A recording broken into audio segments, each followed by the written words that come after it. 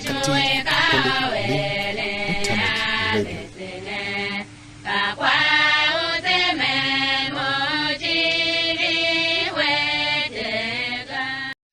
Sucha yanchi ende seni na nyana nyak pasema va ne loho dudo sha do sha proko trata hensho igbere nene nya yesu ngo olu amba kola ile mba salon ile la ye bodo salon ile shon yo na ngo kola ile u mimi nya no agba wase Father Jonathan yo na olu sem kane manyamba na sikene to shangwa nana so ne Kentite mawan machia jijingi amen. Anjibana yemba domo shimakan Kristu nendene na sisuondu hayuwa uma shai nyakpa azungu sem honum andirevesena ha bamtave mba amo nangu kumba mtave Pasibane we uchivle onduga. Sizane hemunu susha ondu. Gadi aka aluvande umyom wasi. Sinengene kyao. Ken tagrada yubu. Yubu yanlu kumba ntave. Yubu yanlu kwa vea. Waka ya one ruemi. Chi yava be tisa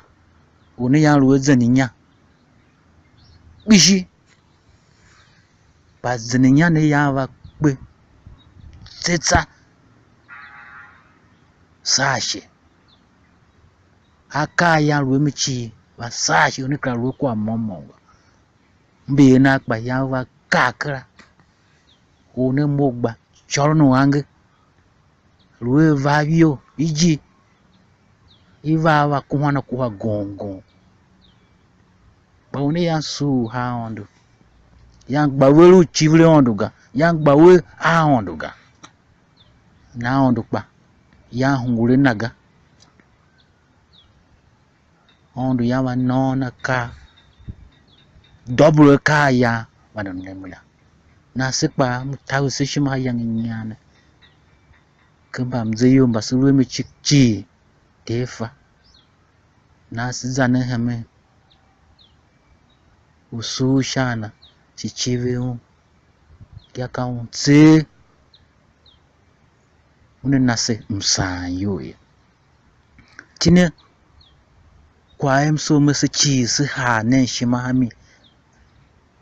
hine duo nyane ya hamo na ekwa gbe unanaera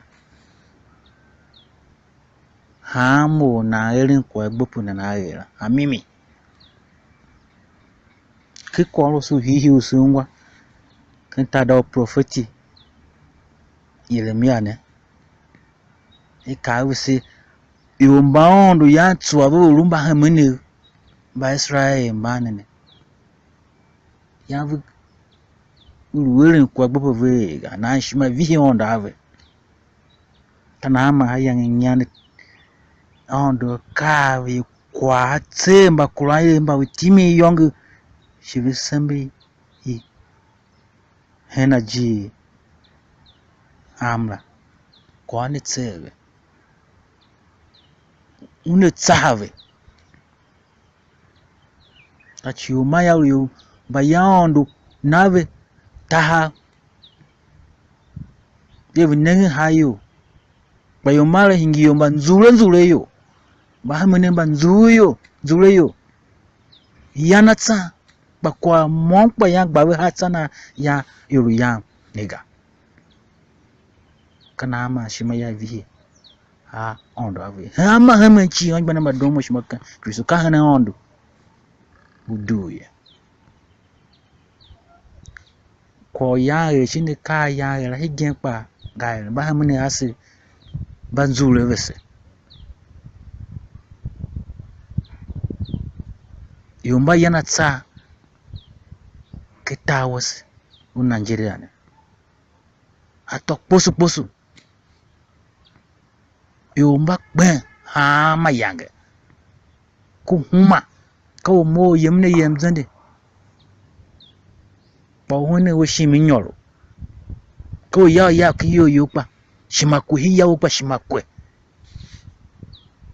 achu ba hamni asi ba rin ko gbopo ve raga ba ni mi asi magen ba rin ko gbopo raga na hayang nyano ngulamne havishika samo kama hamni tsega hamo hayang nyan onu lamne na aluwe ko gbopo raga ya onu kai kwa tselu une tsahao hayang ngava simbagan simamba hamni ho yase ungu ya shin kwasi ya ungu werin tomu ya nina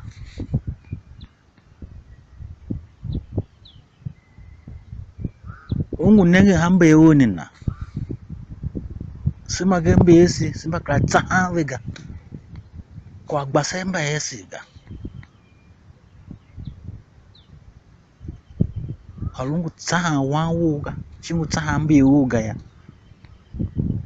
ungu kurayile udidoga simba gan simba ba mane ko society kire yo duwa simba hame yo hamimi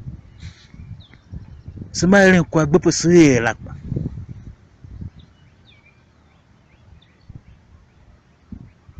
alusiye kwa gbopo siye lagaya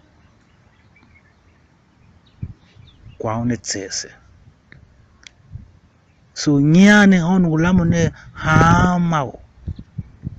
wongu chicha ke klase ngwere kwa gbopo wera ungu to kaswa wetonwo kanyale kingo hama kaswa ungu na moto hagbanda bagemba na moto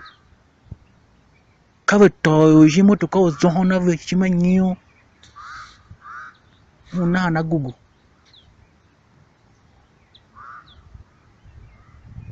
gutese edo ngore kwa gbopo wera ha gugu na harapa na kwa orun ne ka hamo kana mam kame tini kwa ya gbapo hamo na kwa gbopo na era ki kwa wo so sho wa polungu wanse kwa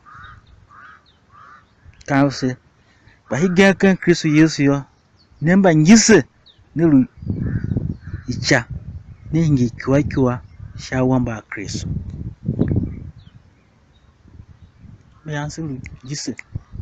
ba higa ne sema kiwa a Yesu Kristo shawamba na nanga pa ne ha tsira se ha ne kra ha ne dana lo dogna se ha ne kra ko higa se hingi yomba he Yesu Kristo ka wan tulubem Yesu Kristo ava ovadzwa yo lugungu mom ava ampaga sema gan pishi isilu kiwa Kristo silu ma Kristo na hapa hari na tse angisela semba mi he kawe de ke yuwe gomna ke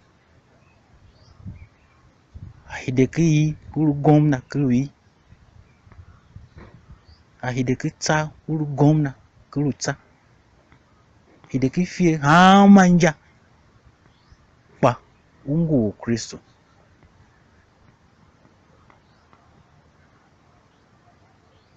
na gbape mbam ayne atsela isi kiwa Yesu Kristo isi dondo ya gbape sidde ayne atse angisela achusi ingiyo mbahe kivyange Yesu ado kala sungwa Yesu ya tinde mbahani bapukaruwa tinde vo waruwa za pasiluhu wondo Beyo wangu kawe tona ka kumbaga ve shima ve ton ve tsembre ya yavu zaya shivi ton ve tsembre vi hide ivangni nya sungwane wo Yesu aka yavu zaya zaya ton tsembre sa yo yavu ida yavu vo na Yesu Kristo pa nange yavu vo ya na kawe ta keneji na mem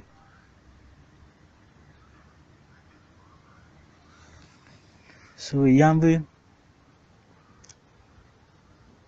yemunu mameya kawe si ya yo malu keren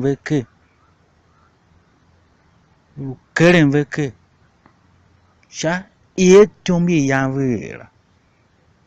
bana ba domo shima kalungu werin ko dido ya yu ka veke kalungu werin ko amimi ya yu ka veke igen shangi gizulu alwongu mimi shi yo u vanelu hai kon manu we ne idido ya akeruke ana uni duwere champenga ba shegen ka na mbia ola ya inja higama na ngilu nayo magancha imagemba bayawi eton hamimi bichile hamimi we kwa buwe benyu ka hungure vega ha mashenke umbuwe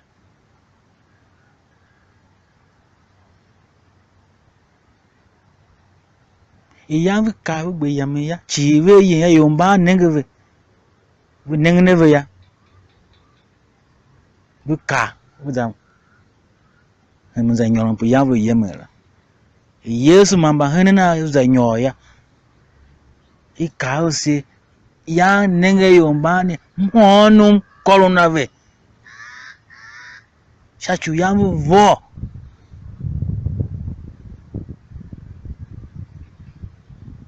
mhonu makolon ave Yesu wave kwa kijijingi lamave alusu o vyangeli suo yang nyane Marko tiu trata wa kyundu be zana kyundu be ka nyi si wo si za meya ka se Yesu yanshi nayo mba kwa ya kwa mso mse ha ne shimamia mhono ya mako Yesu Kristo yomba kape bepe alujira hanga namba domo shimaka Kristo bape mhono ma kolonse ayo sema gan pishi wanyma kana lukrim mzeyo shi kuyo gan ke lukrim mzeyo ke do se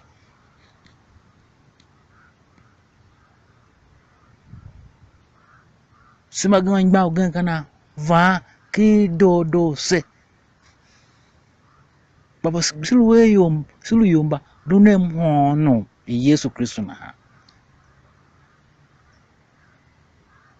simba silu mahayang nyane ka mhono mahondo vuma sinumba hondo yira vashintane wiyemla ka kwa bove yumga basheve kuma simba silu mane ka papa osiga mahondo nase ya asese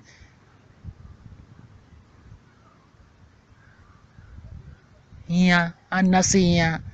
Yesu ikiwa ana kana hama paslami dele mama kindu gbe yu hatala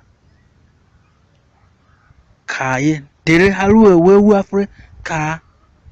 ikyoyo kama na tisha dere ano ndo wana Africa sikya o mom kama na tisha baondo kaondo zungane mhono nyondo rondo zungane na bose kwa sizungwa wangbane bagam hono simaga ukana gbake kwabo china kana lokrim nyo na lokrim zeyo ki dose simaga nkaselu hiji selu krim zo senselu hiya ka sene se ka don se ga sa se twa kuma yotio ka zon ki sa se yo bakamru mo Chris laga so muonu makolun se ayo siliyomba zungwayo muonu se siliyomba muonu onalo krim zeyo ya mzeyo ya rumzeyo wese siliyomba nayo runsayo alusie na haya mbana madomo shpaka Kristo asansiyo samagan sama ba yerin yazina yarin nasa imagan ba tomuse acho yerin ai nasa shi yerin yasi wasika sune yomba vanam sayo vanam zehme amaji yesuluchi ne yomba vana choki sande mavana mzeyo hijiga ondu manage unelmu ya zungo se mhono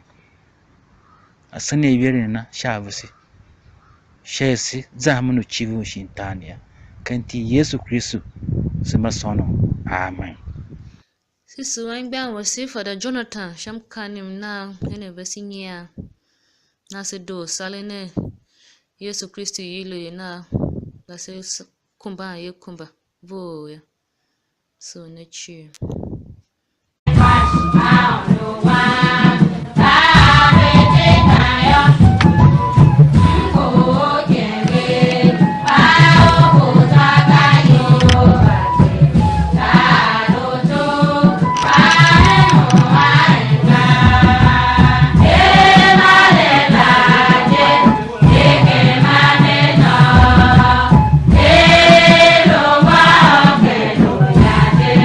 Eka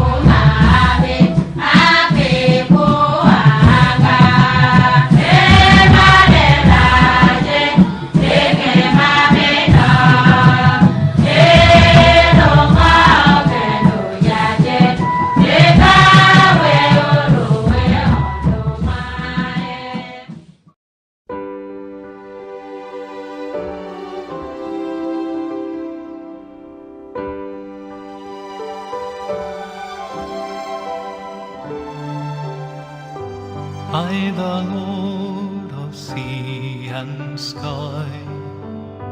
I have heard my people cry, all who dwell